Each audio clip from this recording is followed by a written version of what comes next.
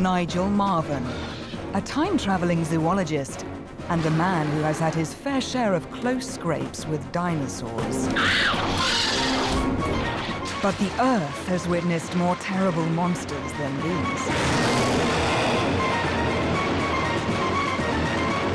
What Nigel is about to learn about prehistory is that no matter how bad things get on land, the one thing you should never, ever do is get in the water.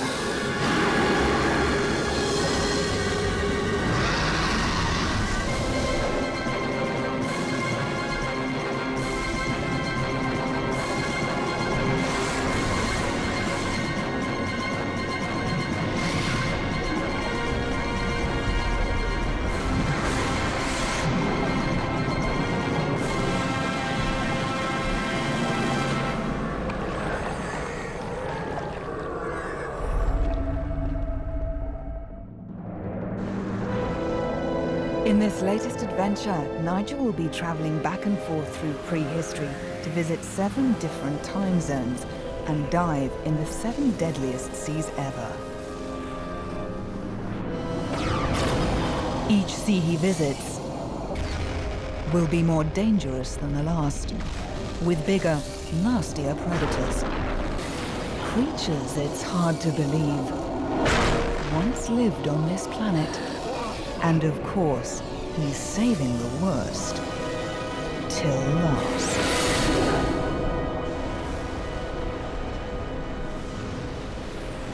Nigel's first stop in this perilous navigation through time is a period called the Ordovician. To get back there from the 21st century, you have to go unbelievably far back in time. Back before the Ice Age, before the first humans. Before even the dinosaurs. The Ordovician is a mind-boggling 450 million years ago, so far back that plants have yet to evolve. It's a world ruled by creepy crawlies and fantastically unsuited to humankind.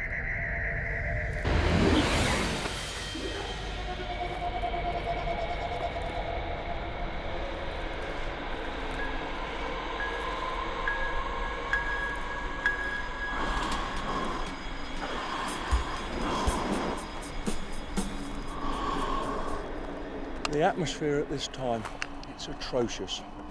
Much less oxygen and much more carbon dioxide than I'm used to. Without this special air mix, I'd really feel sick and get bad headaches.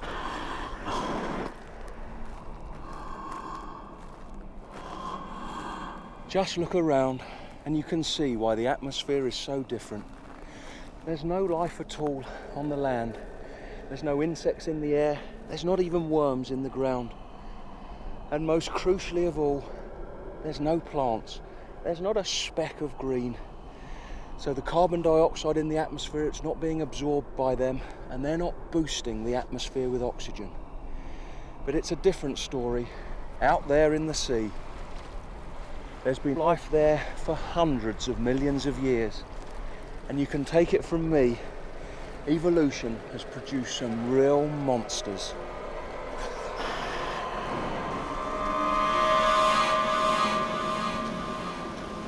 And now it was time to find one.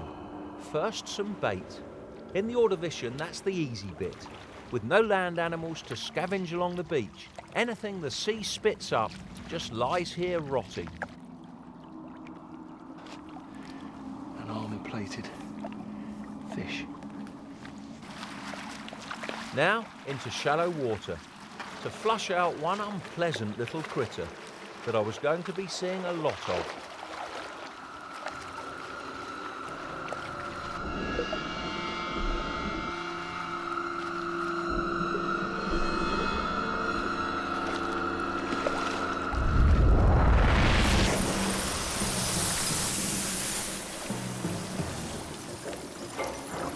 A sea scorpion, one of the most grotesque of predators. And look at that, look at the tail curling. That's how they get their name, but there's no venom in there, like their namesakes on the land. And you've got to be careful of those formidable pincers at the front. Oh.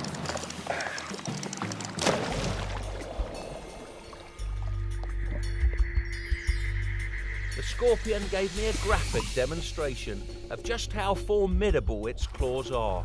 It literally shredded the bait at my feet before moving on to bigger prey. Ah!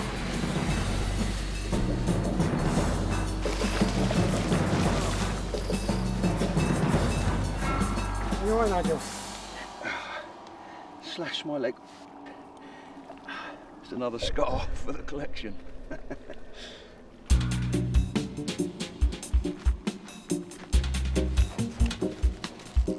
As I found out, those sea scorpions are pretty fearsome.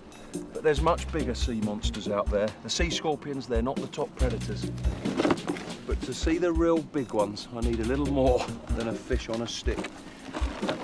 I'm going to try with this. It looks a bit like a giant woodlouse, but of course it's a trilobite. There's no relatives of this alive in the 21st century. There's up to 15,000 species. They range in size from a really tiny one, 1 millimetre in length, to this big one. This is about as big as they get. And I need one like this because I'm going to use this like a fisherman with a fly, and I'm going to try to attract a much bigger catch. And all I need to do is to insert this camera into the carcass, and if you're squeamish, look away now, because what I've got to do is pop out the eye of this trilobite. There we go. Oh.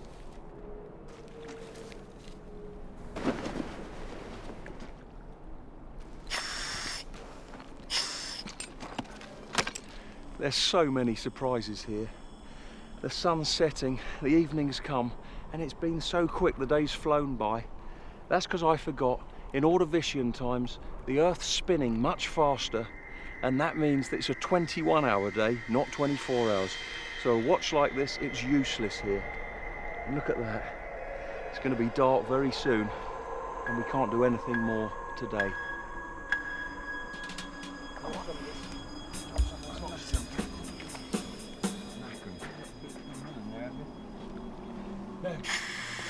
Anything you do, you try to do it, you know, you try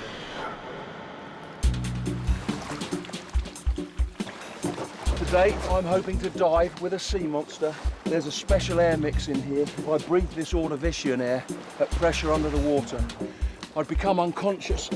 So this is crucial for me. And I also need this. This is a bit before its time. It's a bite-proof shark suit. And of course, sharks haven't evolved yet. But I'm hoping this will give me protection from those vicious sea scorpions.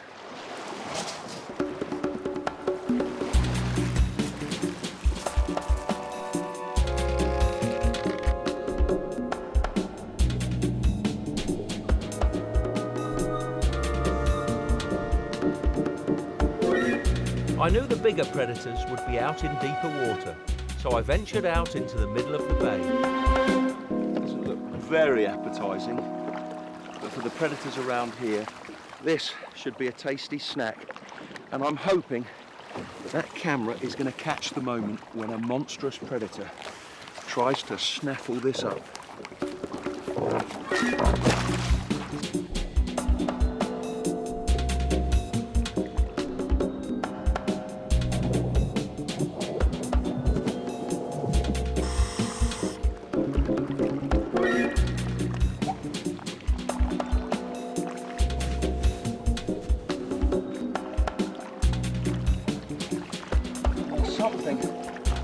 Something approaching.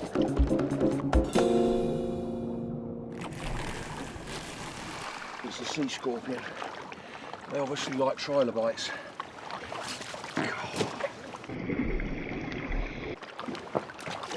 Come on, let go.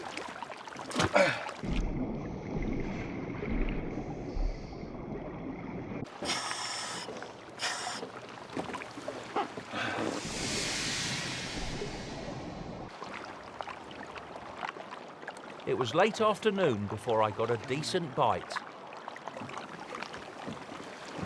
There's something interesting there, and it is much bigger than a sea scorpion.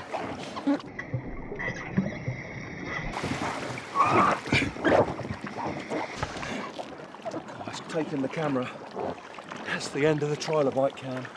I have got to see what that is.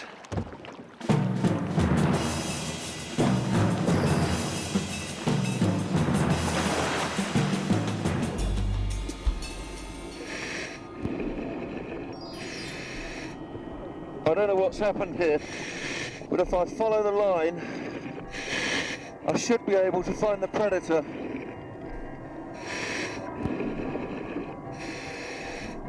The camera's not at the end, which probably means that the predator isn't far away. This is intriguing. I don't know what's going on. I don't know why they're all gathering, but first there was one sea scorpion, then there was another, then another, then another. And now they are all around me. There's a whole carpet of them moving along the sea floor. They're whizzing past my head. They're all heading in one direction. And there it is. It's an orthocone.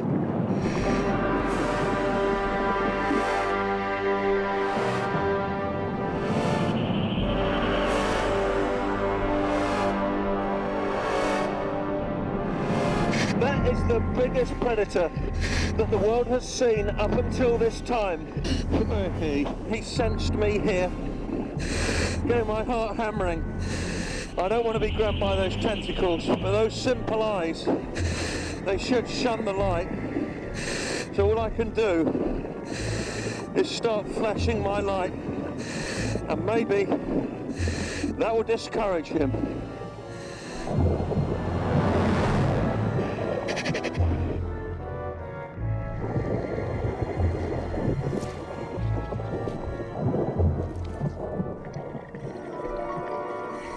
And now he's gone. I can't see where he is. There's still the sea scorpions there.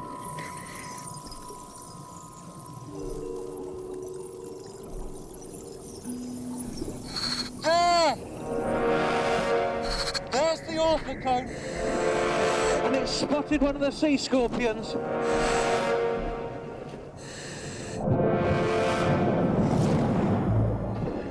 They're dragged back to the mouth where there's a horny beak. Oh, you can hear it. I can actually hear it under the water. Hear the crunching sounds as the sea scorpions are crushed by the beak. These orthocones probably spend a lot of time in deep water. Light doesn't penetrate too well down there, so the eyes don't work very well, and they rely on another sense.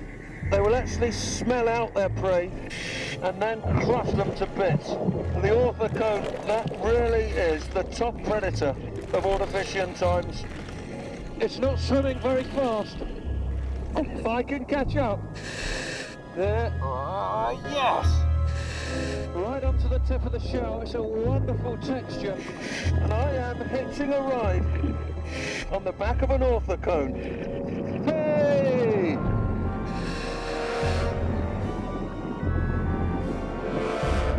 As it got gloomier, I realised the orthocone was dragging me deeper. Time to get off. Thanks, orthocone. Thanks for the ride.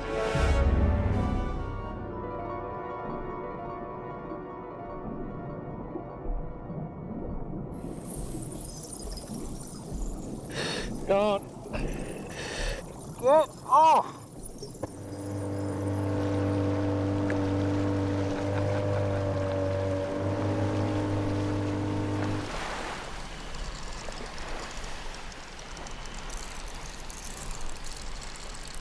This is what they were doing. I saw them moving in the shallows, moving towards the shore, and this is a mass spawning. It's a full moon at the moment. This is the highest tide, and they're laying their eggs in the sand. The eggs will be protected. And when the next high tide comes in about a month or so, the young larvae will hatch and be taken back out to sea. And some of these sea scorpions, they're going to stay around here until the eggs hatch. Fossils have been found with baby sea scorpions inside the stomachs of the big ones, and that's what they do. They wait around here and feed on the babies as they hatch on the next high tide.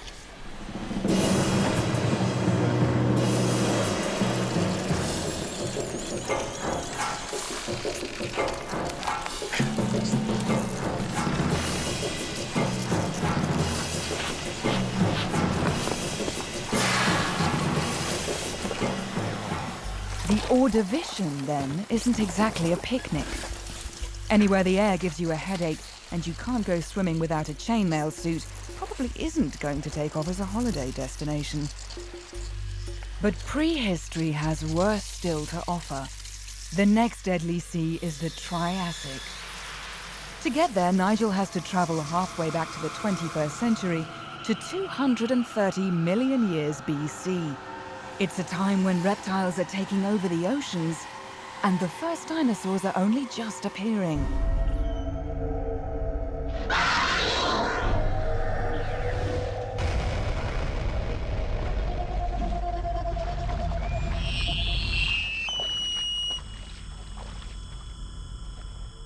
The Triassic is a crucial time for marine life.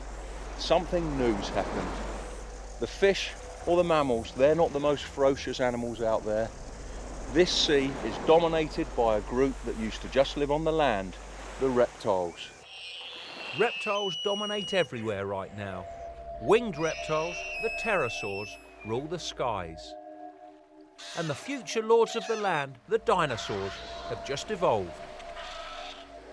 But they're not much to look at yet.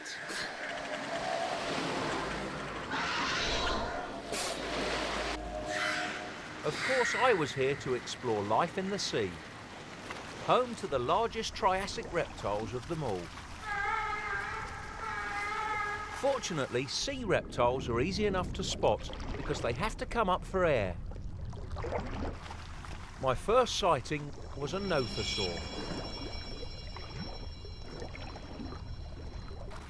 The nothosaurs, they could be a bit nippy, but there's bigger reptiles down there that could easily kill a person. So this is my insurance policy, an electric prod. If they come too close, this should deter them.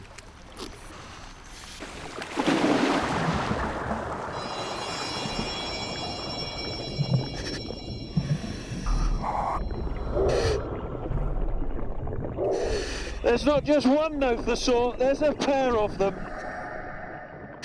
And they're inquisitive, coming closer and closer, they're so curious.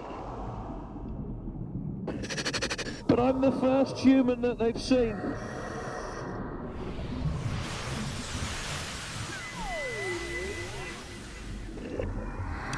You don't know how they're going to react. And I'm glad I've got this electric prod in case they become just too inquisitive.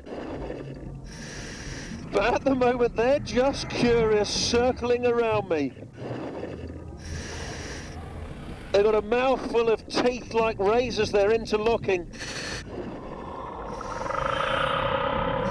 That would seem to me to be the perfect fish trap. And they certainly move fast enough to catch the fish that are around here. Wow. There's one coming close now, and I'm going to try something. Like with alligators, there's only one safe way to hold a nothosaur, and that's round the jaws. Hey. Wow. A prehistoric ride with a nothosaur. They can close those jaws with tremendous force, but the muscles that open them, they are really weak. But nothosaurs, like all sea reptiles, they've got to go up to the surface to breathe. I can't hold him for too long. I'm going to let him go now. Go on, boy, off you go.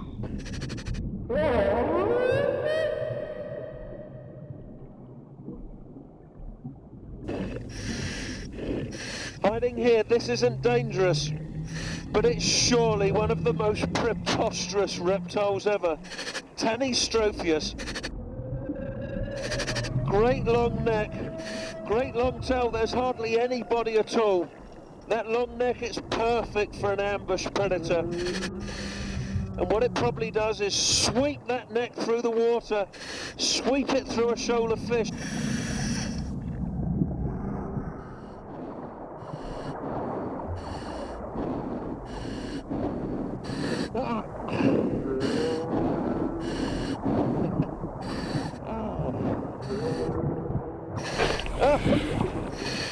Dropped dropped its tail. This has happened to me many times when I was a little kid catching lizards. They do this as well. And this is an insurance policy. If they're attacked by a predator, the predator's distracted by the tail and the creature can escape. And like lizards, he'll grow the tail again. And it shouldn't do him much harm. Look, he's swimming away perfectly there. Golly, this tail is spasming so much. I can hardly hold on to it. Wow, where did that come from? I think it's a Symbospondylus, one of that great group of marine reptiles, the ichthyosaurs. He's a primitive member of the group, but they're going to evolve into a whole variety of forms. They'll be around for about another 100 million years. But he's coming a bit too close. And that slow movement, that's deceiving. With one lash of that tail, they can have really great bursts of speed.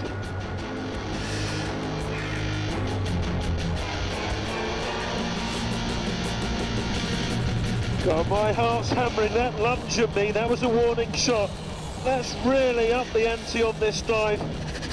I need the electric prod now. And he's coming again. He's coming in again. And I'm going to use it.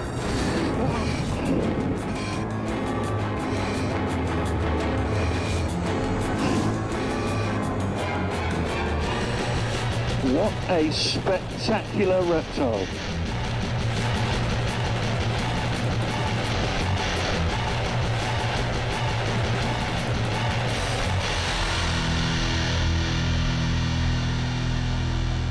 Two seas down, 5 to go.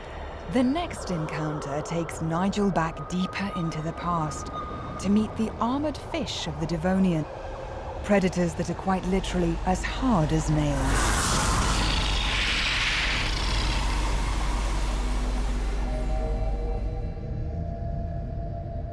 I'm using the time map to get my head round where I've been. These spans of time are so immense. My first adventure, I went all the way back in time 450 million years ago to ride an orthocone and tussle with those sea scorpions.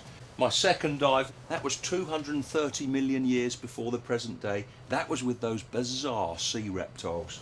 We're now here 360 million years ago. Welcome to the age of giant armoured fish.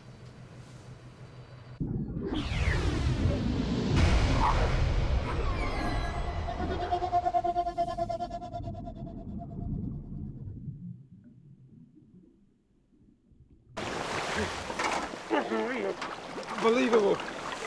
How was the dive, Mike? Oh, outstanding. Have you got one? Did you see one? I saw it. It came so close. I'll get this in the machine. Okay.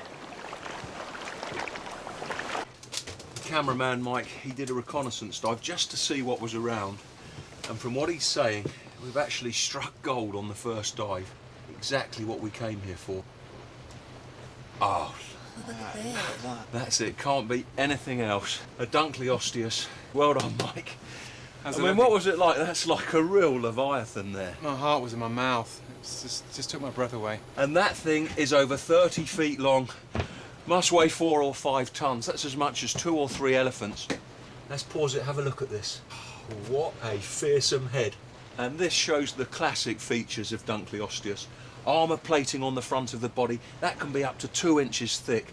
And look at that mouth. Those aren't teeth, those are extensions of the jaw bones. They're for shearing through the prey, and this thing has to punch through other armoured fish.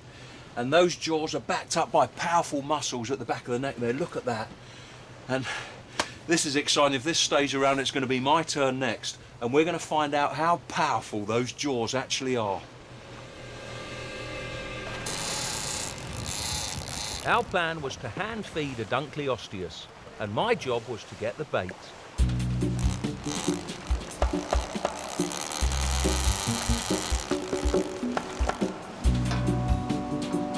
Meanwhile, the crew was building a cage for my protection. But why was it round? Well, in the same way that a dog can't bite a beach ball, we hoped that the jaws of the Dunkleosteus would slide off these bars.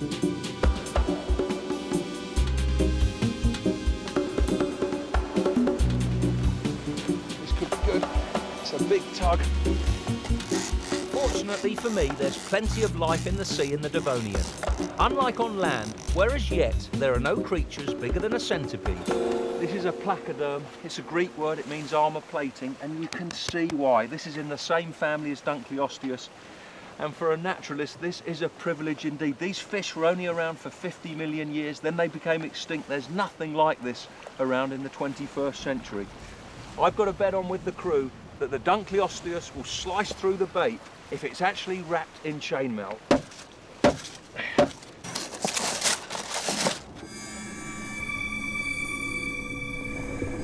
This is where you feel at your most vulnerable, actually swimming into the cage with a great chunk of bait. I'm in now, and it will probably take a few minutes for the trail of smell to bring in the predators, and fingers crossed we'll be able to see Dunkleosteus. Look what's arrived. This must be the most preposterous shark ever. Look at that fin on the back. Scientists call it the ironing board shark, and you can see why. Must be a male, only the males had that bizarre dorsal fin. Probably to help with mating, probably to display to females, maybe used in courtship battles between males. And these are some of the first sharks ever to evolve. And this is great for me, I am such a shark fan. But it's surreal.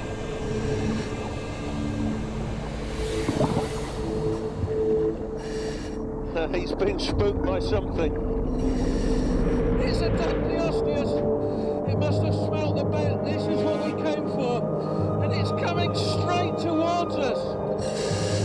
See that really thick protective armour on the head there? Over 2 inches thick. Only the first third of the body's covered with that. Look at that. These fish, they've got these massive jaws with big sharp shears sticking out, and what they do is they slice them together just like scissors working. The very action of slicing them together keeps them sharp, and with that they can cut through anything. Let's see if I can win my bet.